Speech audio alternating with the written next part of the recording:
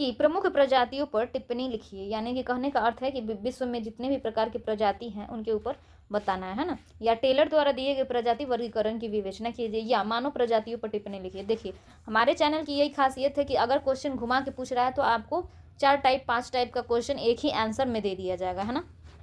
जिससे आप कोई भी क्वेश्चन अगर ये पूछ ले तो इसका भी जवाब दे सकते हैं, ये पूछ ले तो इसका भी जवाब दे सकते हैं, ये भी पूछ ले तो इसका भी जवाब देंगे, ये पूछ ले तो ये भी जवाब देंगे, ये पूछ ले तो ये भी जवाब दे सकते हैं, है ना। तो सारे मतलब बहुत अच्छी तरह से गहन विश्लेषण करके कि बच्चा कहीं भी किसी भी एग्जाम में फंसे ना, इस तरह से यहाँ पे पढ़ाया जाता है और मेहनत भी किया जाता है, ठीक है।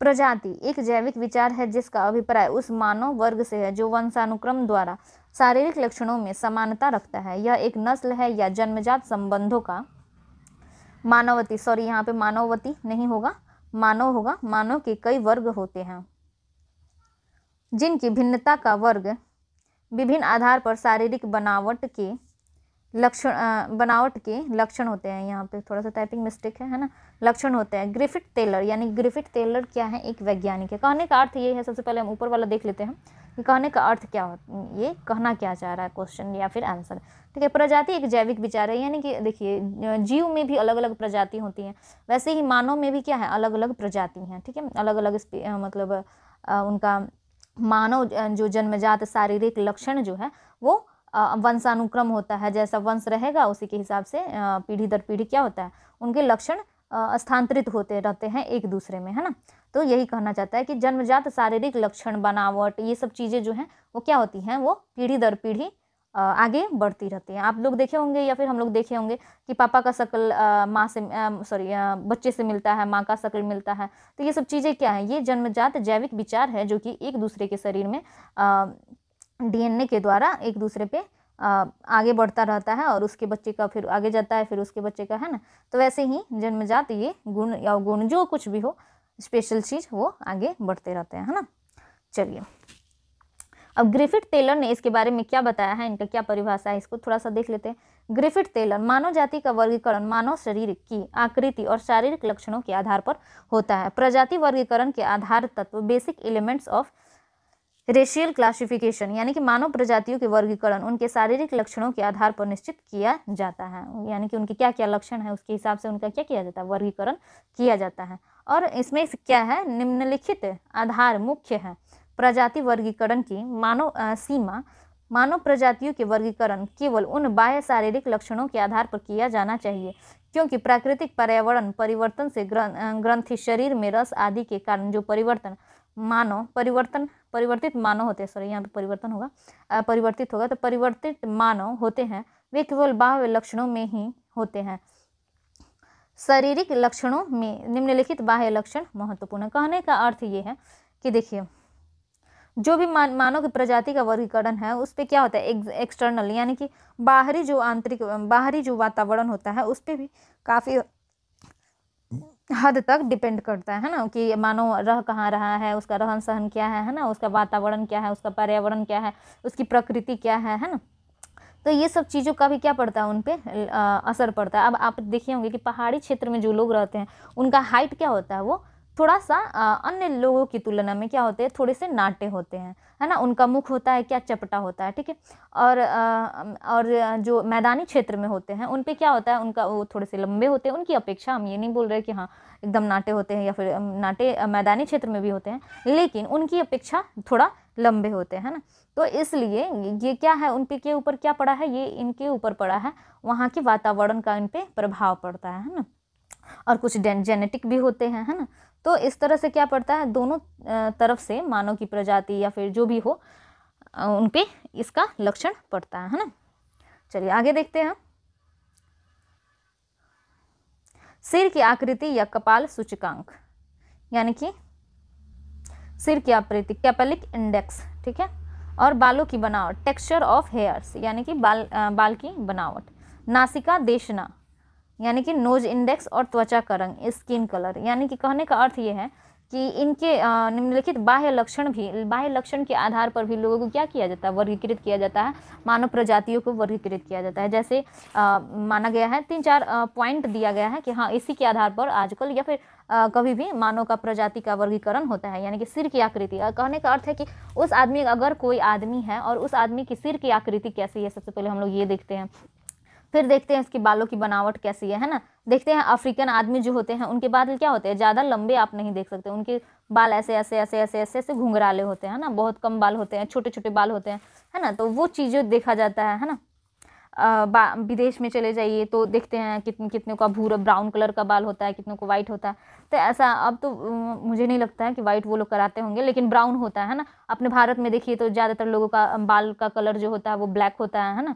अफ्रीकन लोगों का देखिएगा तो वो लोग का घुंघराला ऐसे ऐसे होता है। तो इस टाइप का, तो वो बाल का ये के आधार पर भी क्या होता है, प्रजाति का वर्गीकरण किया जाता है। नासिका देशना, आप देखिएगा कि आप थारू वगैरह को देखिएगा, नेपाली लोगों को देखिएगा, या तिब्बती लोगों को देखिएगा, चाइनीज लोगों को देखिएगा, कोरियन लोगों को देखिएगा, तो ये सब क्या होता है, नासिका हम लोगों से जो होता है, नासिका यानी कि नाक, ठीक है, वो अलग होता है। यानी कि उनका नाक थोड़ा सा क्या होता है, चिपटा होता है ना, और हम लोग का नाक थोड़ा सा खड़ा होता है ना।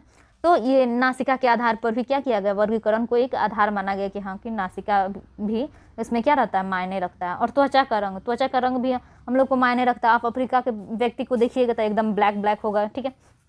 आप अमेरिका के व्यक्ति को देखिएगा तो वो वाइट होगा। अपने यहाँ का व्यक्ति को देखिएगा तो ज़्यादा ना वाइट होता है और ना ही ज़्यादा ब्लैक होता है, एकदम मीडियम में होता है। तो इस तरह से साउथ अफ्रीका में भी चले जाइए तो वहाँ पे भी ब्लैक होते हैं। आप पड़ोसी देश श्रीलंका में चले जाइए तो श्रीलंका में भी ऐसे होता है। साउथ में चले जाइए, भारत में ही हम की बात कर ले तो साउथ में चले जाइए तो वहाँ पे भी ज़्यादा गोरा नहीं होता है आदमी, है ना, सांवला ही होता है। तो इस तरह क्या होता है, त्वचा का रंग भी क्या करता है, उसके ऊपर इफेक्ट करता है कि हाँ ये इनका क्या प्रजाति वर्गीकरण है, इनका क्या ये है ना। ग्रिफिथ टेलर ने 1919 में सिर घातांक, किस संरचना, कद, नासिका संरचना आदि त्वचा के आधार पर प्रजाति वर्गीकरण प्रस्तुत किया।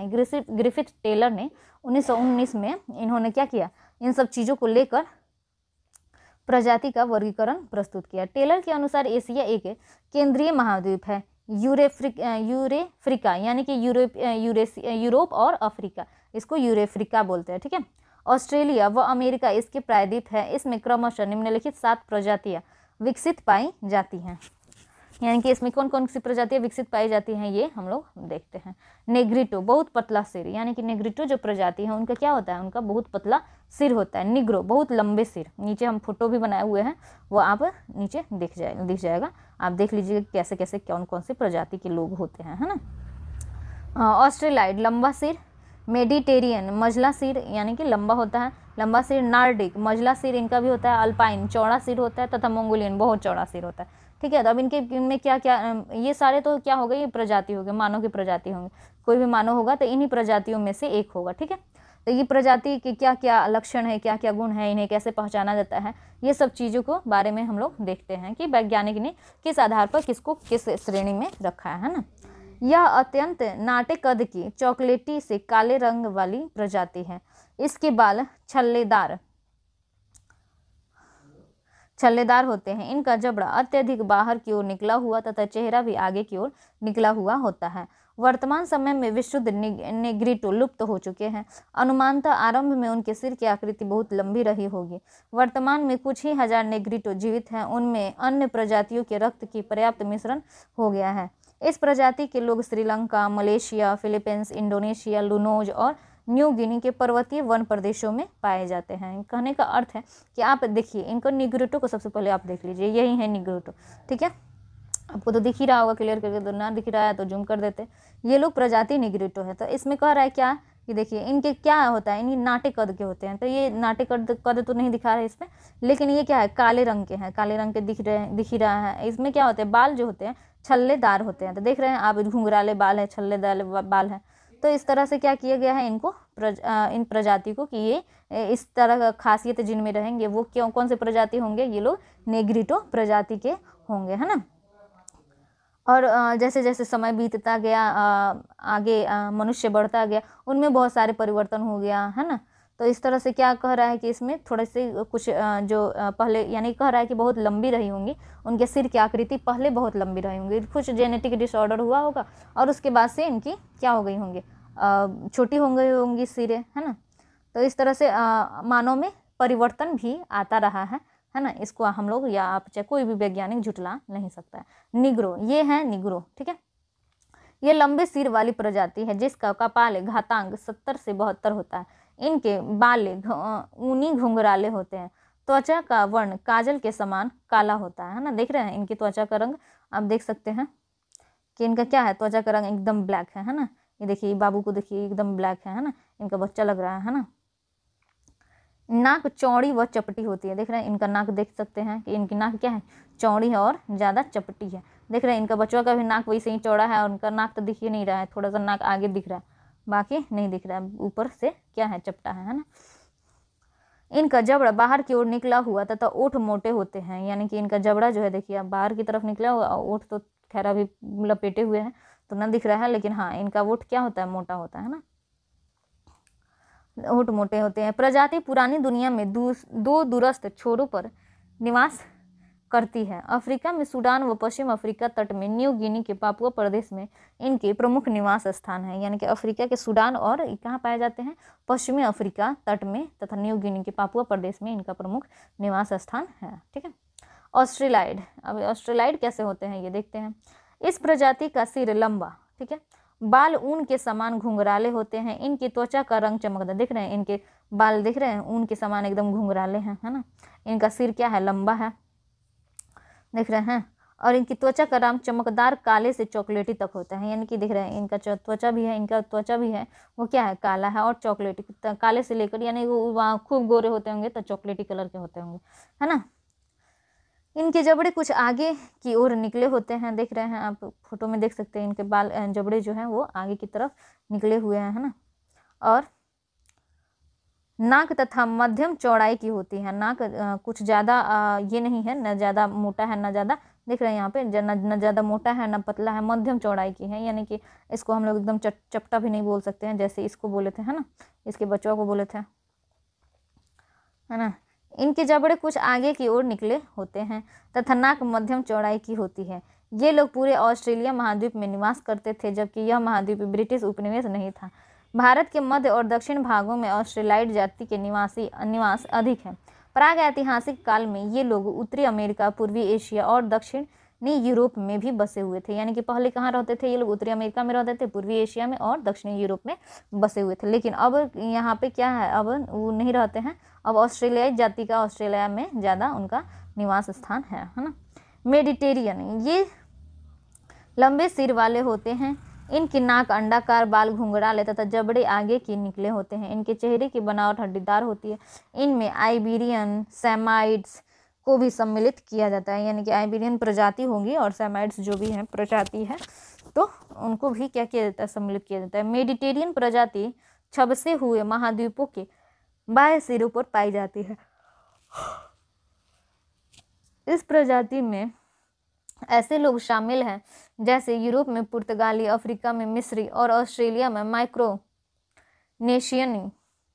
उत्तरी अमेरिका में इरोक्वाइस और दक्षिणी अमेरिका में तुपी। यानी कि उनकी प्रजाति की तुलना किया गया है अफ्रीका में मिस्री से, ऑस्ट्रेलिया में माइक्रोनेशियन से, अमेरिका में इरोक्वाइंस से, है ना, यूरोप में पुर्तगाली से। ये इस तरह से क्या किया गया, इनका तुलना किया गया कि वैसे ही ये लोग प्रजाति होते हैं, है ना। नार्डिक, अब नार्डिक कैसे होते हैं इसके बारे में देखते हैं। नार्डिक मजले शेर, लहरदार बाल, इनका तो बाल ही नहीं है, ठीक है, चपटा चेहरा, देख रहे हैं चपटा चेहरा है। इनकी नाक लंबी तथा आगे से चोंच के समान मुड़ी हुई त्वचा का रंग गुलाबी पनली, हल्का भूरा तथा त्वचा में रक्त वर्ण की चमक होती है। उत्तरी यूरोप के लोग की त्वचा श्वेत एवं गुलाबी श्वेत होती है। मानव इतिहास के प्रारंभ में नार्डिक प्रजाति यूरोप, एशिया और उत्तरी दक्षिणी अमेरिका में रहती थी। यह प्रजाति न्यूजीलैंड तथा ऑस्ट्रेलिया के महासागरीय भागों में पोलिनेशिया क्षेत्र में भी निवास करती थी। अफ्रीका महाद्वीप को छोड़कर पूरे देश में यह प्रजाति पाई जाती है। यानी कि ये प्रजाति जो है ये पूरे देश में पाई जाती है ना। इनका रंग क्या है, गुलाबी और हल्का भूरा है, भूरा दिख रहा है ना, है ना। और त्वचा के रंग क्या होता है, इनके नाक जो है आगे के समान ऐसे चोंच के समान थोड़ी सी मुड़ी हुई होती है ना। तो इनका तो मुड़ा हुआ पता नहीं दिख रहा है कि नहीं, लेकिन हम भी पहली बार देख रहे हैं, तो माफ़ कीजिएगा, हम कोई कमेंट नहीं करेंगे। वैसे ये बच्चा आपको कैसा लगा ज़रूर कमेंट में बताएं, ठीक है। और जो जो वीडियो को लाइक नहीं करेगा वो उसका बच्चा ऐसे ही होगा, ठीक है। तो प्लीज़ वीडियो को लाइक कीजिए, है ना। चलिए और शेयर भी कीजिए, है ना। आज फिर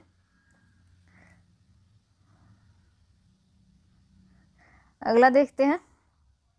अल्पाइन, अल्पाइन प्रजाति के आदमी कैसे होते हैं या फिर लोग वहाँ के कैसे होते हैं देखते हैं। अल्पाइन प्रजाति का सिर चौड़ा, चेहरा एवं जबड़ा एक सीधे में, नाक पतली तथा बाल सीधे होते हैं। त्वचा का रंग भूरे से श्वेत तक होता है। इसमें स्विस, स्लीव, आर्मेनियन एवं अफगान लोग शामिल हैं। आरंभ में इनका निवास यूरेशिया, उत्तरी दक्षिणी अमेरिका में था। यानी कि अल्पाइन के लोग कहाँ पाए जाते हैं, यूरेशिया में और उत्तरी और दक्षिणी अमेरिका में पाया जाता है। ये देखिए इनको तो आप अच्छी तरह से जानते होंगे। इस टाइप के लोग हमारे देश में भी पाए जाते हैं, जैसे हम लोग थारू वगैरह को देखते हैं, है ना, तिब्बत वगैरह, तिब्बत नहीं सॉरी, नेपाली वगैरह को देखते हैं। तो इस टाइप के खासकर बिहार के स्टूडेंट तो ज़्यादा जानते होंगे, है ना। तो इस टाइप के लोग देखते हैं ना, थारू वगैरह सबको। तो ये इनकी चेहरे की बनावट जो होती है एकदम ऐसी होती है, एकदम हंसते रहते हैं, एकदम प्यारा सा स्माइल देते रहते हैं, बहुत अच्छे होते हैं थारू लोग, है ना।